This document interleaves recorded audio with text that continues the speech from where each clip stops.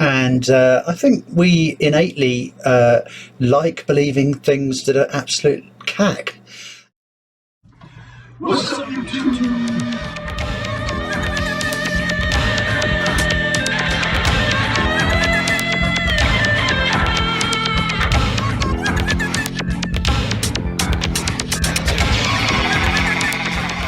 Oh, yes.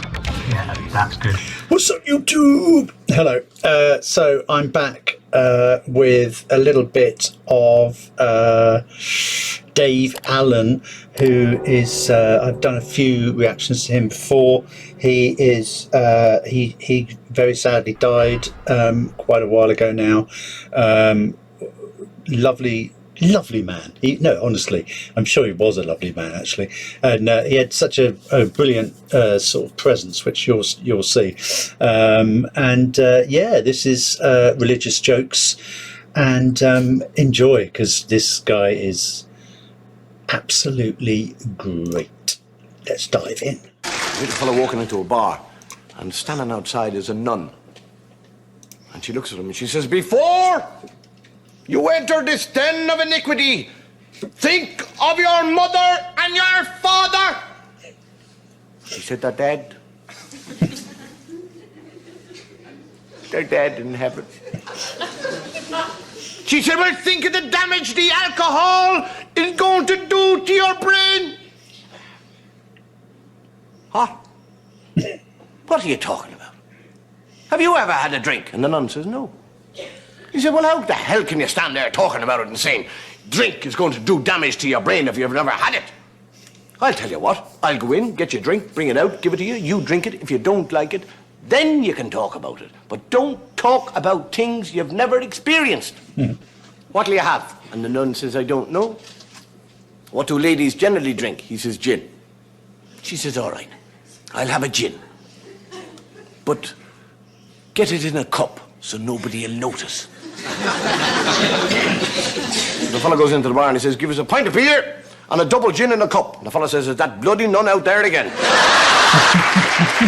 The Pope, discussing the existence of God with an out-and-out atheist, starts off very correctly discussion, and as the hours go by, it gets more and more heated, and eventually the Pope turns to the man and he said, "The mom! Get the mom! And you, come here. You are like a man who is totally blindfolded in a dark room looking for a black cat that is not there." The fellow said, "With all respect, Your Holiness, I think there's great similarity between us both." He said, "What do you mean, similarity?" He said, "Well, as far as I'm concerned, you are like a man who is blindfolded in a totally dark room looking for a black cat that isn't there. The only difference is that you found it."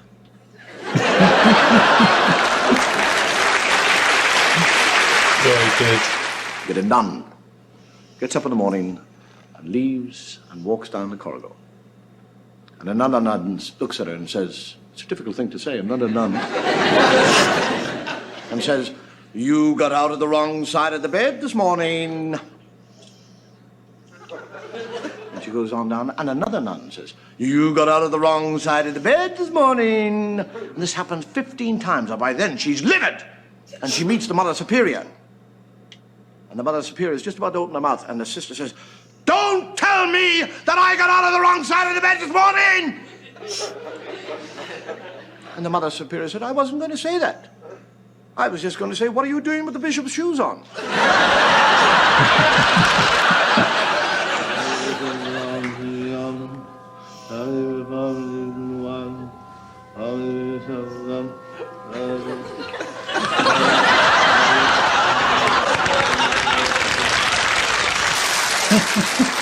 I am what you might call a practicing atheist. I'm quite happy to be an atheist because I think actually God likes atheists better. We never ask him for anything. We're not bothering him all the time saying, "Oh God, please help me, I want this thing." And as a practicing atheist, there's certain things that I travel around the world, and no matter where I go, somebody called Gideon leaves me this book to read.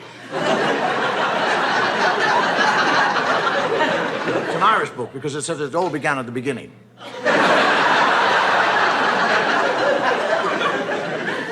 There are certain things that, when I read the Bible, and I do read the Bible, that I find difficult to understand. I mean, if God has been there forever, what was he doing before he got to us? I mean, what was he out there doing? Was he sitting there going, bored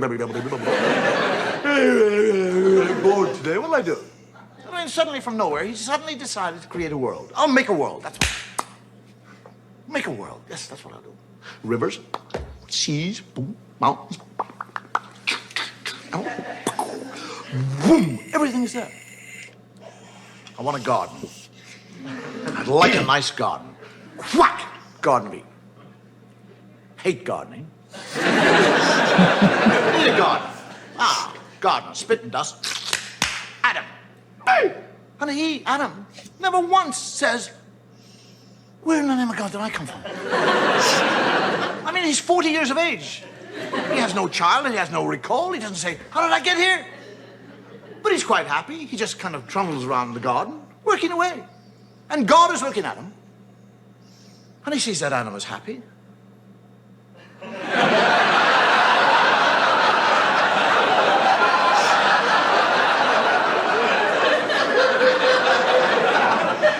I didn't put him there to be happy. I'll put a stop to that. And God, during the night, sneaks down like a thief and steals, doesn't ask, doesn't request, steals it. His rib. And from his rib, he makes woman. And Adam wakes up in the morning, he's a real thickie. He's lying there, and and there's somebody else, he doesn't say, where did you come from? How the hell did you get here? Where did you get those lumps?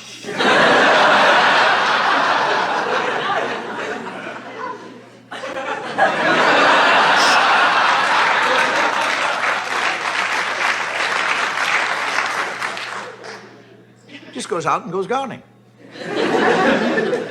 And God comes down and has a conversation with Eve and tells her that she can eat of any fruit in the tree in the whole garden with the exception of one fruit tree. He's talking to a woman. He actually tells her not to eat of the fruit. And then when she said, which tree can't I eat? He said, that one over there. He points it out to her.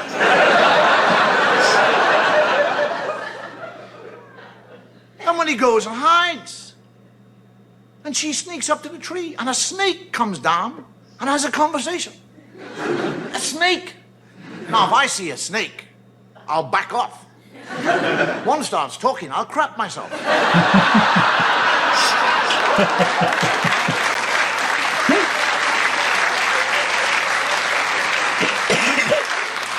And the snake actually convinces her to eat the apple. And she eats the apple. And when she eats the apple, she learns shame. That's what happens when you eat apples. Now, she's not ashamed that she's disobeyed God or that she's eaten the apple. She's ashamed of one part of her body. That's all.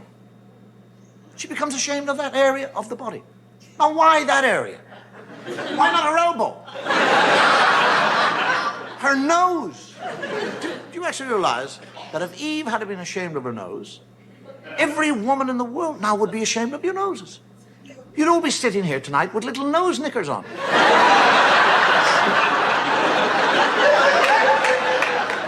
Men would be in nightclubs watching totally naked ladies with G-strings on the nose. Take them off. Oh, I saw a nose. And this is the book. This is the book that you'll go into court and place your hand upon. And swear to tell the truth, the whole truth, nothing but the truth. The first funeral I ever went to, and believe me, this is true, I was 6 years of age.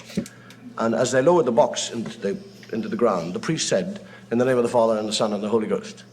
And I, for years, used to bless myself and say, in the name of the Father and the Son and into the Holy Ghost.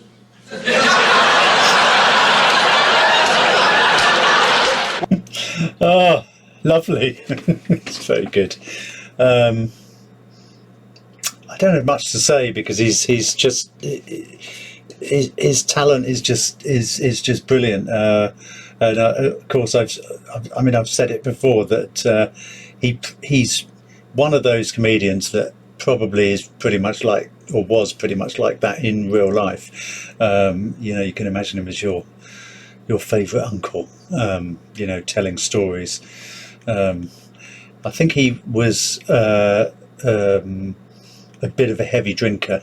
I liked his little chair with the attached side table for his drink. That was very good. He must have been at the height of his powers then, because the money to make something like that in those days, it would have been quite expensive. But interestingly, he does stuff. I'm sure he does some stuff that Ricky Gervais has probably heard subliminally, has gone in, because it is actually quite similar. Obviously the biblical stuff, but I suppose what it shows is, even though those clips were probably 70s and 80s, long time ago now,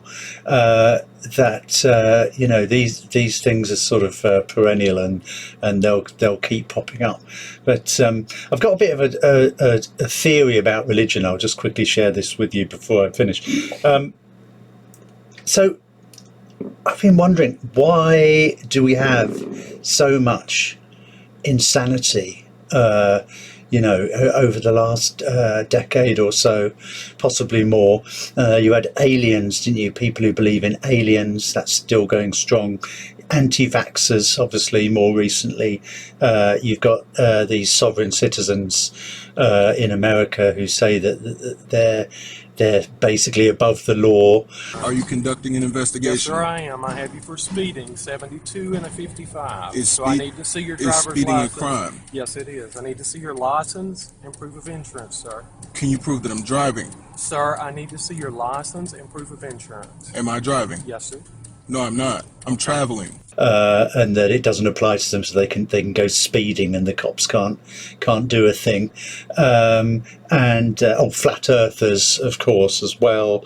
It seems that people are becoming more, or certain groups of people are becoming more and more getting into these irrelevant, ridiculous ideas that don't make any sense. And my theory is it's the decline of religion, because religion has, according to quite a few different studies, been declining year on year, decade on decade, for probably about 70 years. And I think we innately like believing things that are absolute cack. As religion declines, people are just replacing it with believing in absolute bullshit, which is, what obviously we've been doing for the last for most of human history in terms of religion. But it's now it's unfortunately, with religion declining, we're just finding other stupid things to believe in. So there you go. That's my little theory on society there. Hope you enjoy that. That's free. That comes with the video. You don't have to subscribe more to get that nugget of truth.